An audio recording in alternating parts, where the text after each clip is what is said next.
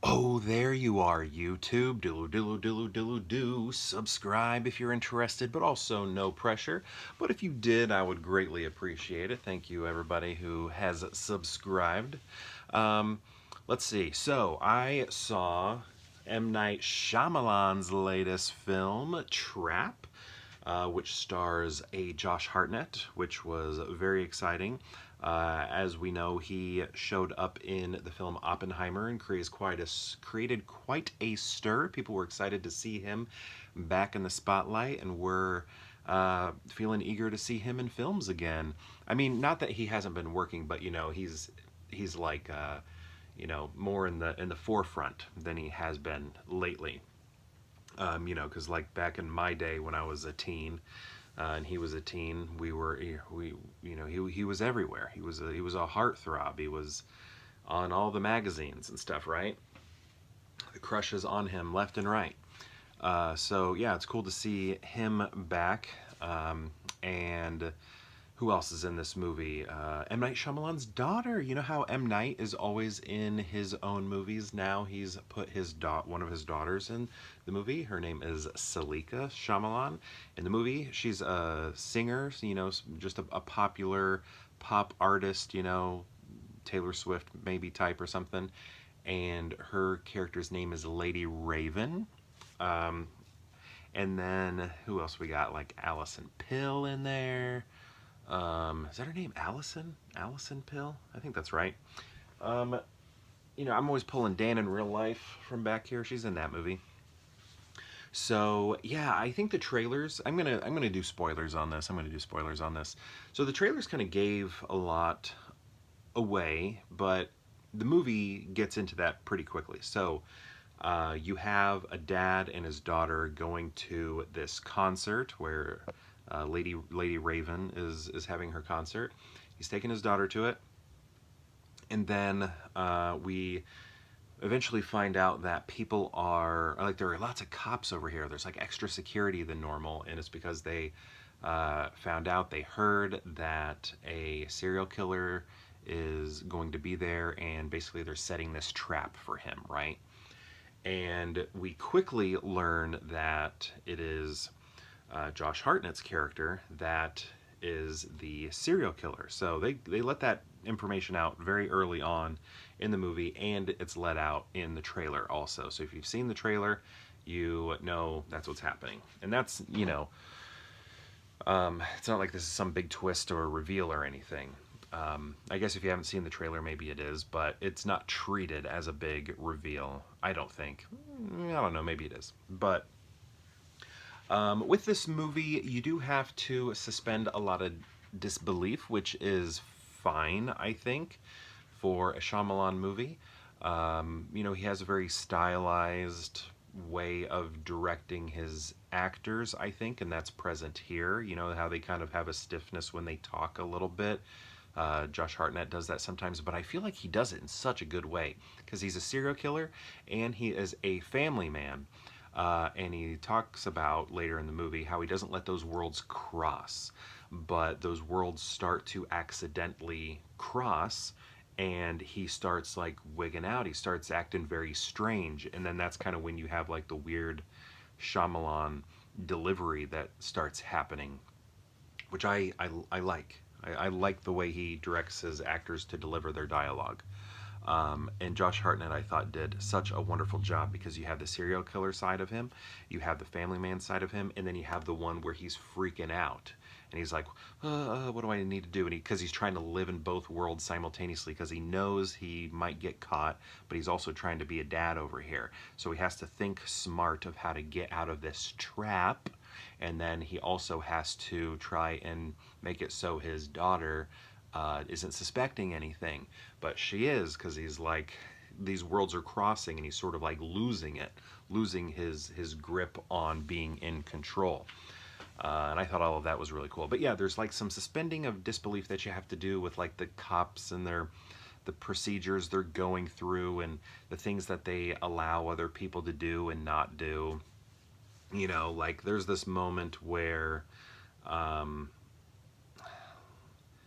like okay, again, spoilers. Spoilers. spoilers, but there's like a moment where Josh Hartnett gets caught.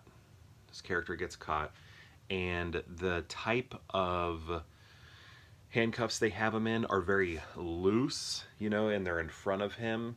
Um, and you would think, this guy's a serial killer, that he's been evading you for so long, all day long, and then he has his. You would think they would have his wrists behind him in very tight handcuffs, but instead they're very loose chain handcuffs, and his daughter, like, what does she run up to hug him or something? Yeah, I think they allow her to hug him, and it's like, I don't think they would let that happen. I don't think they'd let that happen. And then he's OCD, so he like fixes things that are maybe out of order a little bit, and when he's walking by, like with the handcuffs on, he walks over to a bike and sets it up, and it's just like, and when he does that, he gets a little tool from the bike to get himself out of the handcuffs. But anyway, if he had his hands behind his back, he wouldn't have been able to do that. So that his hands are in front of him so that he can pick up this bike. It's that sort of thing. You just kind of have to ignore that sort of thing. Or, the cops just letting certain people do things that in reality there would be, you would think actually, I don't know, maybe not, but you would think that they would have a stronger handle on some things when it comes to security and certain things they do and don't allow. But,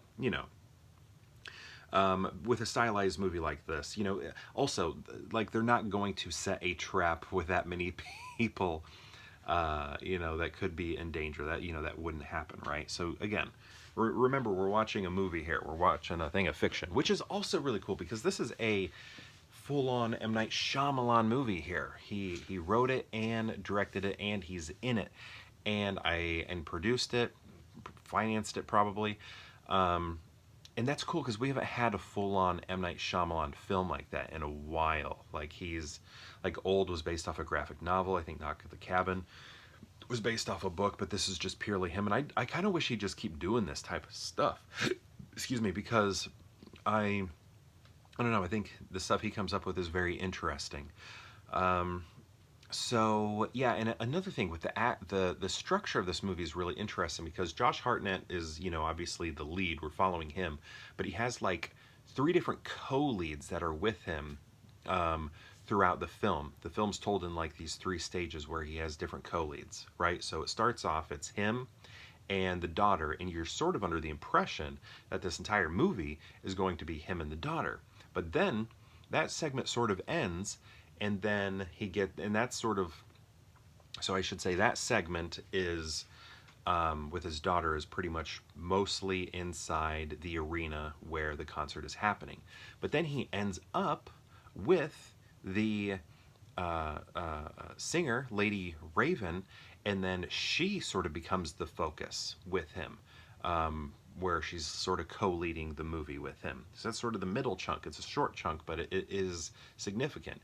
And then at the end, what's her name? Allison Pill becomes sort of the co-lead with him. And she was not in the movie at all at the beginning, and then here she is at the end, and then she's having these like really strong scenes with him, where she's the focus and close up on her.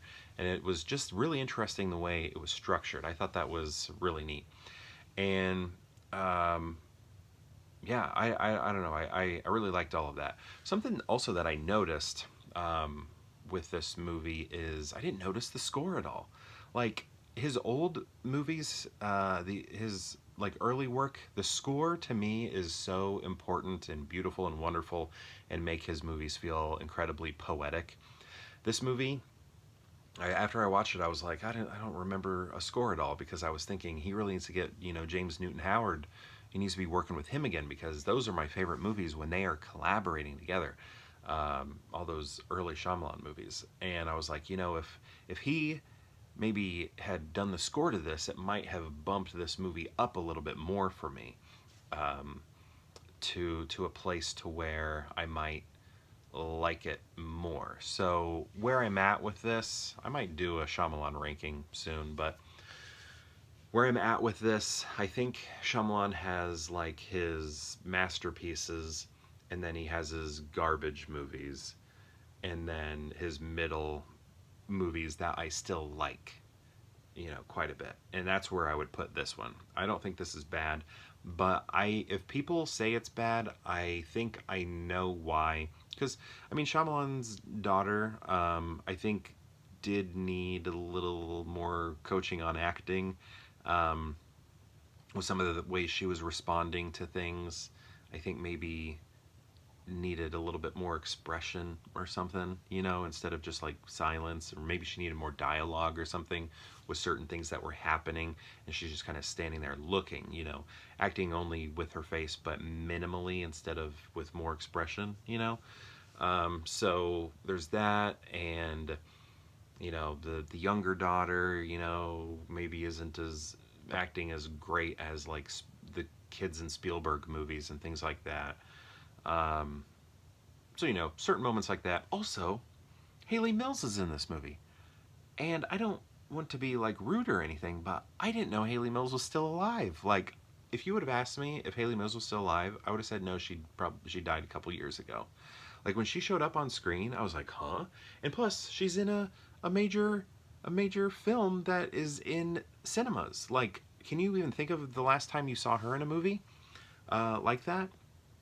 I know I can't. I mean, I watched her on the early episodes of Saved by the Bell when it was Good Morning Miss Bliss. She's Miss Bliss, and from her old days with Disney, Parent Trap and all that. But like, I didn't know she was still alive, and she's in this. She's like the profiler who tries to figure him out, and she's sort of making all the calculated moves to trap him and capture him. She's the head of the, I don't know, investigation or whatever. And when I saw her, I was like, wow, that is really cool. If I made movies, those are the types of people that I would hire. People who had huge, um, like, stardom back in the day that maybe don't anymore, and I would bring them back in, and find ways to make them do really well and work like awesomely. Like, I don't know, like what Tarantino did to Travolta, that sort of thing. I would try and do that to, like, I'd try and put Mark Paul Gosselaar, Zach Morris. I'd try and put him in the lead. Like if I was Tarantino, I would make him a co-lead or something. And Tarantino was about to do that with Luke Perry. I mean, Luke Perry's in movies and stuff, but that would have been cool. I would have loved to have seen. Did we see him in that movie? I can't remember if he didn't. We didn't get it. Did he end up in the movie or not? Gosh, I can't remember. But anyway, wouldn't it be awesome if like Zach Morris was the co-lead or had a major part in the next Tarantino movie? I think that would be awesome. I would love that. That's the sort of stuff I'm talking about, bringing those people back. And like Spielberg, just give Corey Feldman another shot. Just put him in one of your movies, or Scorsese, put Corey Feldman in one of your movies. See what you can do with him. I just think that would be awesome. Um, or Danny Bonaducci, put him in something, or Greg Brady, put him in a Tarantino film. One of these like huge directors. They need to grab someone from the past and use them. David Fincher did that with the guy from not Leave It to Beaver, but like My Three Sons. He's in maybe a couple movies of his, but I know for sure he's in The Social Network. So, I don't know. I went way off topic. We're talking about Shyamalan, and I mean, he kind of did that with um, Shyamalan kind of did that with Josh Hartnett in a way. Maybe not because of Oppenheimer and everything, but so yeah, overall, I like this movie. Had issues with it, but for some reason, I am always an apologist for Shyamalan. Anything that I can find a way to ignore, I will. Because I don't know. I think he's creative. I think he's kind, and I just love him. I think he's great. So, there are some issues with acting. There are some issues with, that would really happen. But, you know, I think what he's doing is original stuff, and I like it. I like that that's happening. That he has full say over the writing, the directing, all of that. That's coming from his mind. I think that's cool. So anyway, what did you think of it? Again, I think it's uh, lower middle for me in terms of Shyamalan movies. So still not in his best work. Like his early work. That filmography is obviously his best, but I wouldn't even call it close to his worst either. His worst works, like After Earth, my gosh, that movie's terrible. Terrible, terrible. And then Airbender, and I don't like The Happening, but I think I could give The Happening another shot and maybe like it. But anyway, like Old had some line delivery that was so bad. People could say this movie has some line delivery that's bad also, but if to me it feels more stylized than with Old. It was just bad, and some of the lines they shouldn't have even been saying because we're seeing it on screen. It's like, you don't need to be saying that. You don't need to be saying it. I'm watching the movie. I can see it. Anyway, what did you think of the movie? If you saw, I'd love to know. And thank you so much for watching, and perhaps we'll see you tomorrow for more Pure Hangout.